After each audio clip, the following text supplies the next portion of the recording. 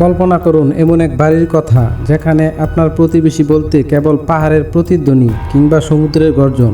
কোনো চিন্তা নেই, নেই বিদ্যুৎ বা আধুনিক ইন্টারনেটের সুবিধা। বাইরের জগৎ থেকে সম্পূর্ণ বিচ্ছিন্ন এই বাড়িগুলো কি বাস্তবে টিকে থাকতে পারে?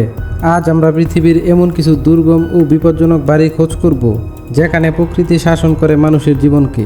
আপনি দেখছেন অন্তরাল। চলুন শুরু করা যাক। Eliza Iceland house, Iceland. প্রথমে আমরা যাচ্ছি আইসল্যান্ডের উপকূলে। এলিজা আইসল্যান্ড এর সেই বিখ্যাত সাদা বাড়িটিতে। বহু বছর ধরে ইন্টারনেটের এই বাড়ির ছবিগুলো ঘুরছে। অনেকে একে বলে বিশ্বের সবচেয়ে নিঃসঙ্গ বাড়ি।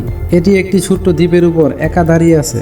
চারপাশে উত্তাল আটলান্টিক মহাসাগর। এখানে থাকার জন্য কোনো বিদ্যুৎ বা পানির সরবরাহ নেই, শুধু আছে প্রবল বাতাস আর সমুদ্রের নোনা জল।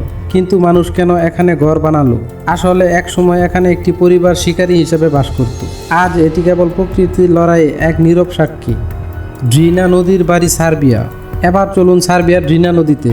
এখানে একটি নদীর মাঝখানে বড় পাথরের উপর দাঁড়িয়ে আছে ছোট্ট একটি কাঠের ঘর। 50 বছরের বেশি সময় ধরে এটি বন্যার তীব্র স্রোত এবং ঝড়ের ঝাপসা সহ্য করে আসছে। 1969 সালে কয়েকজন কিশোর সাঁতার কাটার সময় বিশ্রাম নেওয়ার জন্য এটি তৈরি করেছিল। পরবর্তীতে এটি স্থানীয়দের কাছে একটি প্রতীকে পরিণত হয়। পানির স্তর যখন বাড়ে তখন মনে হয় বাড়িটি ভাসছে। প্রকৌশলবিদ্যার এক অনন্য উদাহরণ, কিভাবে একটি ছোট্ট পাথরের উপর আজও এটি টিকে আছে। কাজুঙ্গি ফোর্ট, ইতালি। এবার একটু উঁচুতে উঠা যাক। ইতালির আল্পস পর্বতমালায় 3000 মিটার উচ্চতায় অবস্থিত ভূভাগ ডিপ রেস বা মাউন্টেন কেবিন।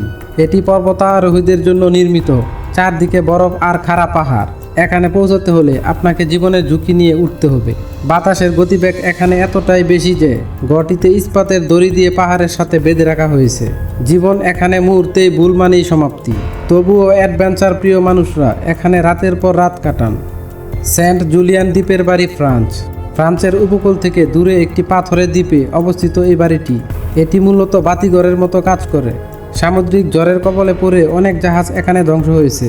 বাড়িটির চারপাশে নোনা পানি আর পাতার দেওয়ালগুলোকে ক্ষয় করেছে, কিন্তু এটি এখানে উঁচু করে দাঁড়িয়ে আছে। এটি আমাদের মনে করিয়ে দেয় প্রকৃতির তুলনায় মানুষ কতটা অসহায়। এই বাড়িগুলো শুধু কাঠ আর পাথর দিয়ে তৈরি করা নয়, এগুলো মানুষের জেদ, টিকে থাকার লড়াই এবং প্রকৃতির সাথে মিতালির গল্প। শহর থেকে 1000 মাইল দূরে, একদম একা একা। আপনার কাছে কি এটি স্বপ্ন নাকি দুঃস্বপ্ন? কমেন্ট বক্সে অবশ্যই জানাবেন।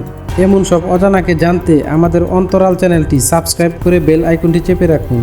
ভিডিওটি ভালো লাগলে লাইক দিয়ে বন্ধুদের সাথে শেয়ার করতে ভুলবেন না। দেখা হবে পরের কোনো ভিডিওতে। সে পর্যন্ত সবাই ভালো থাকবেন আর আপনার আশেপাশের প্রকৃতিকে ভালোবাসবেন।